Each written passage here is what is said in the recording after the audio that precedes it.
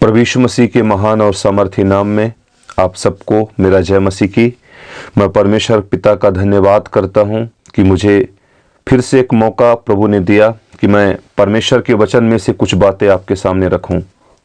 इब्रानियों की पत्री उसका 11 अध्याय और 5वें पद में लिखा हुआ है, विश्वास ही से हनोक उठा लिया गया कि मौत को न देखे और उसका पता नहीं मिला, क्योंकि परमेश्वर ने उसे उठा लिया था और उसके उठाए जाने से पहले उसके विषय में एक गवाही दी गई थी कि उसने परमेश्वर को प्रसन्न किया। परमेश्वर का वचन हमें हनोक के जीवन से कुछ सिखाना चाहता है। संपूर्ण बाइबल में, संपूर्ण धर्मशास्त्र में, संपूर्ण पवित्र शास्त्र में हनोक का नाम लगभग 16 बार आया है। परमेश्वर का वचन हमें हनोक के जीवन से 3 प्रमुख बातें बताती है। पहला है, वह परमेश्वर पर विश्वास किया। दूसरा, उसने परमेश्वर को प्रसन्न किया। तीसरा, उत्पत्ति 5:23 में लिखा है, वह परमेश्वर के साथ साथ चलता था। पवित्र शास्त्र प्रसन्न करने के विषय में 2 ही लोगों के बारे में बताता है। पहला हनोक था जिसने परमेश्वर को प्रसन्न किया, और दूसरा यीशु मसीह था जिसके विषय में स्वयं परमेश्वर पिता ने कहा कि मेरा प्रिय पुत्र है जिससे मैं अत्यंत प्रसन्न हूं।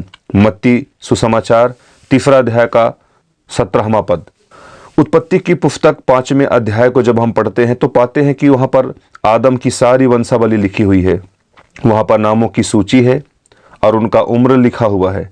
हर एक नाम और उम्र के बाद एक शब्द जुड़ा है, मर गया, वो मर गया, वो मर गया। पूरी इस मौत के अध्याय में एक ही व्यक्ति के विषय में लिखा हुआ है कि हनोक उठा लिया गया। उत्पत्ति 5:24।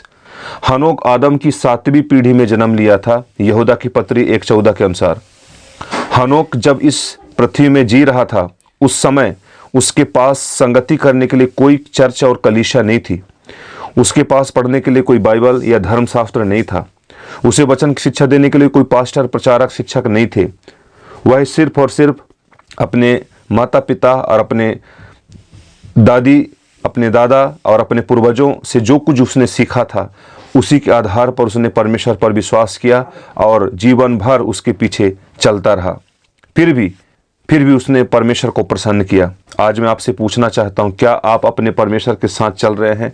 क्या आप मसीह यीशु में विश्वास में दृढ़ हैं? क्या आप एक ऐसा जीवन जीते हैं जो परमेश्वर को प्रसन्न कर सके? आज हमारे पास संगति करने के लिए कलीसिया है, शिक्षा के लिए, पढ़ने के लिए हमारे पास पवित्र धर्मशास्त्र बाइबल है। हमारे पास पास्टर भी हैं, प्रचारक भी हैं, सिखाने वाले भी हैं। उसके बावजूद भी हम अपने आप को मसीह यीशु के दूसरे आगमन के लिए तैयार नहीं कर पा रहे हैं। मैं आज आपको बताना चाहता हूं कि हनोक का जीवन एक सच्ची और एक जीवित कलीसिया की तस्वीर है। अर्थात जो कलीसिया विश्वास में दृढ़ होगा, जो कलीसिया प्रभु के साथ चलेगा, जो परमेश्वर को प्रसन्न करने वाला जीवन जिएगा, वही कलीसिया उठाई जाएगी। यदि यह बातें आपके जीवन में नहीं मिलती है तो आज ही से अपना संबंध परमेश्वर के साथ मजबूत बनाइए और यीशु मसीह के दूसरे आगमन के लिए तैयार हो जाएं। प्रभु अपने वचन द्वारा आप सबों को आशीष दे। आमीन। जय मसीह की।